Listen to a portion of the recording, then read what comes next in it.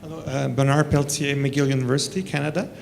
Just have a question. We talk about a lot about breaking silos, working across sectors, across disciplines, and so on. But in practice, this is not always easy to do. And I'm just wondering whether there would be value, or maybe it exists, but value to have a space of sharing lessons and experiences, well, how we actually do that.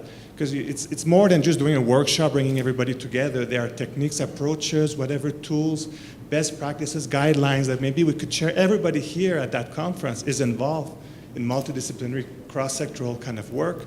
And I feel that as we were doing our project, so where is that information? How do we do this? So it's not just an ad hoc process, but it's also kind of guided by principles and so on. So just asking whether you think there is such a space to exchange lessons learned, have a joint learning process about that. And if not, do you think there would be value in having that? Okay, good. Down at the end, sorry. Wow. Yeah, I think mine is also a follow-up to that one, and I'm just feeling resilience itself is a bit marginalized, meaning, I don't know, I may be wrong, but who is coordinating resilience in terms of, like, we take food and nutrition security, so from where the standardized data, communication, bringing this resilience to the government system, because when we are thinking of sustainability, I think it is not NGO who can ensure sustainability. To me, it is a government buy-in. So when we are thinking of, like, if we think of the climate change, we can refer to the IPCC, or where is the reference? Just, is there any thought? Okay. Yes, here. And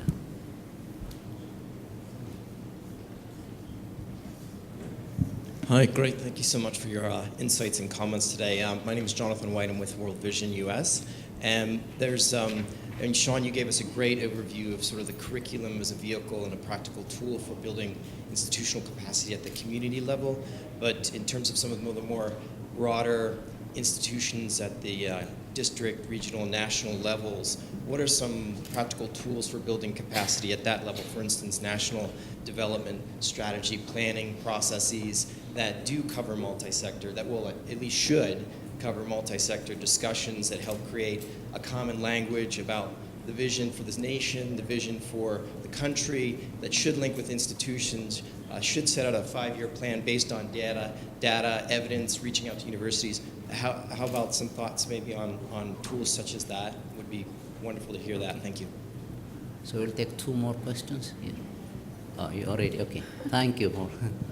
Yes, over there, the lady there. I'm Lilian Fulginiti from the University of Nebraska. I think we agree to a certain degree that building capacity and local capacity is desirable.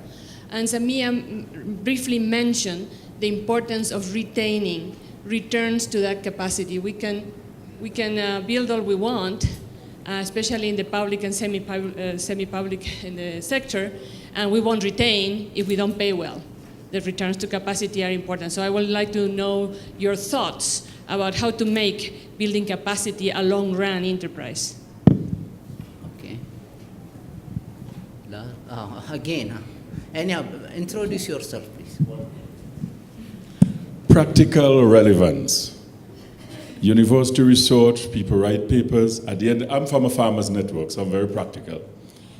The missing link is bringing the university to the people, eliminating the arrogance of the academic persons in terms of how they relate to farmers and people on the ground. And there's just a theoretical acceptance of involvement of people, but no real acceptance, because people in academia have a sense of arrogance that they design things, and they don't design things with people because the people are below them. No. In this new paradigm shift we're talking about, the real people with the real traditional information, with the real practical thing on the ground, is what is missing to enrich this whole discussion. And I look at the whole overall conference and the representation, etc., and I'm telling you, except we bridge that gap, we run the risk of coming back 10 years from now with the same problem. We must bring the people as active participants in this process and respect and build on their knowledge, mixing with our own research and academia.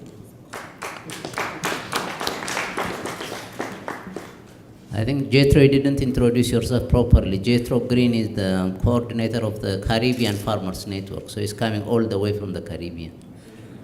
All right, let's get to the questions, very briefly.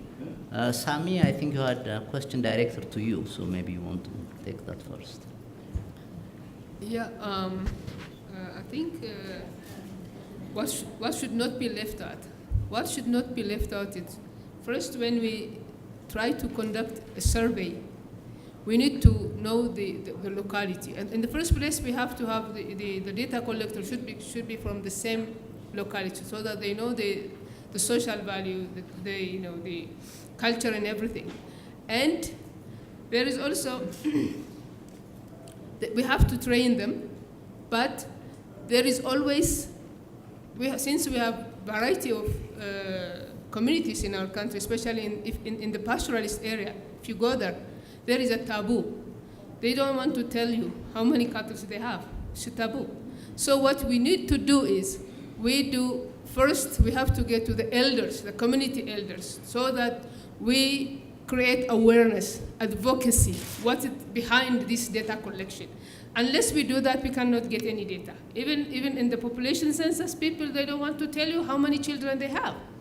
This is also another taboo in some part of the area. So we have to have a lot of advocacy and train people what is the use of this data that we are collecting. Unless we can do this, we cannot get really properly data. So that's behind it. I think we have to know the culture of the people, where we are going. So we have to also get those people who are collecting data from the same area, so that they know the social culture and everything. Otherwise, if you send someone from north to the east, especially to the pastoralist area, even they can't communicate.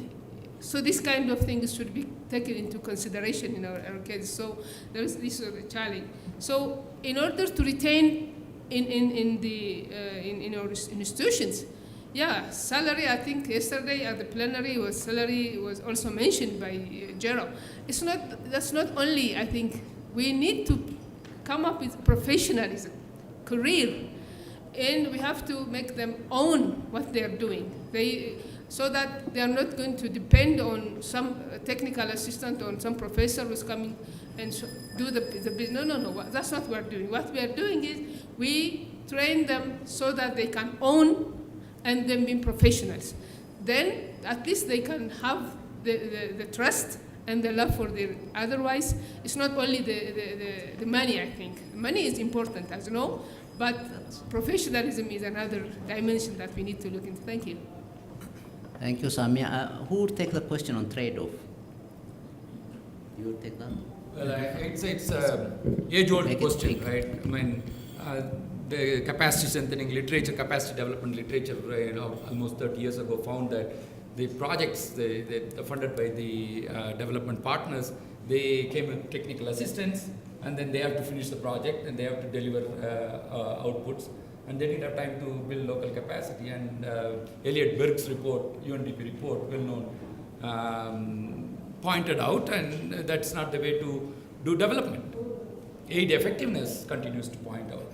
So a certain amount of investment has to be made as part of doing projects to build local capacity, so that what you do today will be done by the local institutions. That's the whole point about development in the long run. So we have come a long way in that trade-off. I mean, it is important, and if you take even now some of the World Bank projects, they send technical assistants who have to sit in the Ministry of Agriculture, do their part, and report monitoring system. When the project finishes, what happens? Everything collapses right in front of your eyes, right? And we have seen this time and again. And then why are we not learning? NGOs are in a better position to learn and be an example of how to build local capacity along with doing development. So that is the book of, I forget the author, the Cornell University book by this Japanese Professor John Hopkins. The name is not coming. Fukuyama, right? Francis. That book is all about how to build capacity along with doing development in Iraq and Afghanistan. He gave good examples of that, right? Nation building. So that's not an issue at all. I mean, you need to find a way to do that and then take credit for it. Tell your donors, tell your bosses, yeah, I want to do some of this capacity. But I also want to, while I'm talking, if I can address this multidisciplinary capacity, right? We're not going anywhere because academic system is disciplinary oriented, and if you don't publish a newer journal that is A class or high impact journal, you're not going to keep your professorship, okay? But if you can create multidisciplinary programs of capacity strengthening, where even at the master's level, if not you are training for PhD and academic career, you can create people with multidisciplinary skills who can solve the problems. Example, nutrition policy. Nutritionists come in the task forces, in national task forces, sit there and they know nutrition very well. But when policymakers talk, and communication is a problem. We're talking about language differences, but we need to create programs, and why not give PhD in nutrition economics, for example? Agricultural economists made headway in agriculture policy 100 years ago, from agronomy to agricultural economics. Why not nutrition to nutrition economics? Just an example. Think about it. We are not changing and we want to change, but fundamentally we have to think differently. Okay, well, thanks.